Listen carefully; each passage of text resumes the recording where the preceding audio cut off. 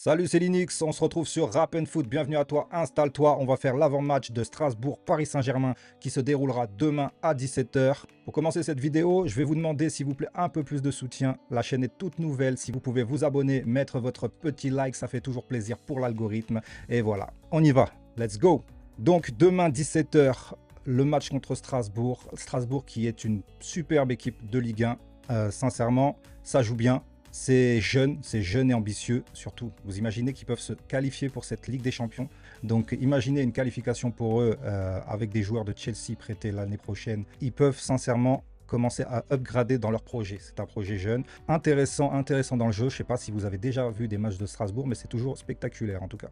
Leur dernière défaite à domicile, dites-vous, ou toute compétition confondue, c'était contre Angers en Coupe de France, avec une équipe très remaniée. Je ne pense pas qu'ils ont joué cette Coupe de France à fond, parce que sinon, je pense qu'ils auraient été dans le dernier carré au moins, s'ils n'avaient pas encore rencontré Paris, bien entendu.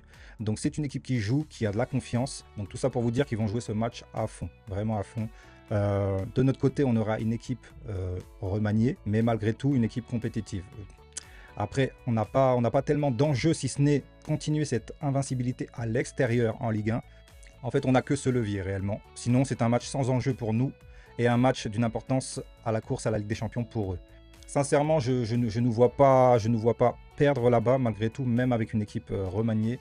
Mais il faut qu'on se concentre sur nos priorités. Nos priorités, vous le savez déjà, c'est le match retour au Parc ce mercredi prochain contre Arsenal. On est en bonne voie pour glisser nos deux pieds dans la finale. Donc, pour moi, on n'a pas à mettre, on a à faire tourner et à une gestion d'effectifs. Le titre a été acquis.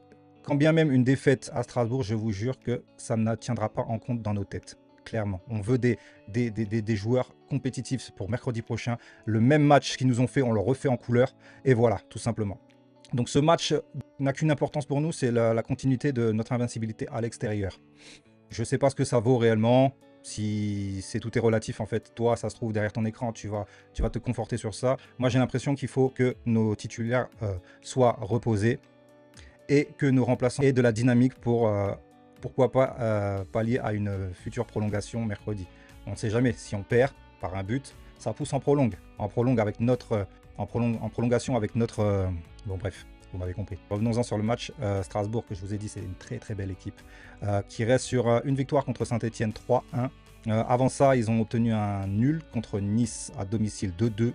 En fait, je vais vous mettre directement la forme de Strasbourg. Directement, vous allez mieux comprendre, tout simplement. Voici Strasbourg, leur dernier match. J'ai été jusqu'à la défaite contre Angers, mais vous sachez que c'était une équipe très remaniée. Donc vous voyez, ça perd très peu. Ça perd vraiment très peu. Des victoires contre Lyon 4-2 à leur échelle, je pense que c'est énorme pour la Ligue 1. Pour que vous jugiez le niveau de cette équipe, c'est une très belle équipe et ça ne m'étonnerait même pas qu'on perde, sachant qu'on ne va pas mettre d'équipe type. La compo probable selon Flash Résultat est celle-ci, tout simplement, vous allez voir. Donc ça serait plutôt Donnarumma. Donnarumma, je suis d'accord qu'il soit titulaire pour garder cette cadence, sachant qu'avec une équipe remaniée et notamment notre défense, il est amené à faire de nouveaux arrêts. Ça va le mettre en condition, je pense qu'il faut le faire jouer tout simplement. Safona pourra jouer le prochain match, il me semble, à Montpellier pour la 33e journée. On verra pour faire tourner une fois que Arsenal sera passé. En tout cas, lui laisser une semaine sans, ça ne peut pas le faire, je pense. Je pense sincèrement que Donnarumma sera titulaire demain, donc je le mets en tant que goal. En défense, Hernandez, je suis d'accord. Je suis d'accord pour faire reposer Nuno Mendes qui a tellement donné contre Saka et on en a vraiment besoin pour mercredi. Marquinhos, ils le mettent Marquinhos, mais non, c'est plutôt Marquinhos que je ferai reposer totalement avec un Pacho qui enchaîne. Il est jeune, il peut très bien. C'est notre joueur le plus utilisé. Il est très fiable physiquement. Ne pas le faire jouer sans doute tout le match, mais je démarrerai avec Pacho à la place de Marquinhos. On met Beraldo, oui, bien sûr, pour faire souffler nos joueurs, et je fais totale confiance en Ligue 1 à Beraldo. Il a prouvé que c'est un bon relanceur, que c'est un bon défenseur, malgré les critiques qu'il peut avoir. Ça reste vraiment un élément très propre dans notre rotation. Zaïre Emery, malheureusement, oui, effectivement, déjà qu'il a besoin de temps de jeu, mais c'est dommage que c'est très rarement à son poste, mais pour faire souffler Hakimi, je sacrifie, oui, Zaïre Emery pour ce poste polyvalent de latéral droit. Et pourquoi pas le faire grimper lors du match à la 60e, faire un switch avec quelqu'un d'autre. On verra bien selon le score en cours qui sera. Là, on met un milieu de terrain, Ruiz, Mayulu, Kang In Lee. Pas tout à fait d'accord pour moi, je laisse reposer Ruiz. On l'a bien vu, son rendement en Ligue des Champions, il nous le faut vraiment à 100% pour mercredi. Je le laisse sur le banc, je fais confiance à Mayulu, effectivement. Je donne du temps de jeu à Doué pour qu'il joue contre son frère. Et Lee, oui, ouais, je le mets aussi milieu de terrain. Mais ça serait plutôt avec un Lee en 6 pour une qualité technique de ressortie de balle. Et je te mets Mayulu et Doué pour la créativité en attaque et le côté box-to-box. En attaque, Barcola est annoncé en partant pour ce match. Je suis d'accord, il faut vraiment qu'il reprenne du temps de jeu et surtout de la confiance. Donc je pars sur Barcola, côté gauche. Gvara, je le laisse reposer. Je le laisse vraiment reposer parce que mardi dernier, clairement, non. Il nous le faut absolument pour ce match retour. Timbers qui a voulu jouer, regardez, hein, c'était une photo en direct, hein, c'était du rugby tout simplement. Timber qui nous a fait un plaquage contre Gvara, malheureusement ça n'a pas donné suite à un penalty, mais on va essayer de le laisser de côté pour le reposer. Voilà, donc je pars sur Ramos bien entendu en pointe, qui va peser sur les défenses et lui aussi a besoin de récupérer du temps de jeu et de la confiance. Mbaye, ça me dérange pas. Mbaye, ce petit jeune est intéressant, il apporte pas mal de situations devant quand on lui donne de la confiance. Lui-même, la dernière fois qu'il a joué, Luis Enrique lui a dit « Mais lâche-toi, vas-y, lâche les chevaux, fais ce que tu as à faire, tu joues au foot, prends du plaisir. » Et je pense que sur un match comme ça, oui, on pourra le switcher, pendant le match avec Doué, le faire redescendre et ainsi de suite, et switcher. Enfin, on peut s'amuser sur ce match tout simplement. On y va vraiment sans pression apparente, juste de quoi gagner du temps de jeu, et je suis même persuadé qu'on puisse gagner à Strasbourg, même avec une équipe remaniée de chez remaniée.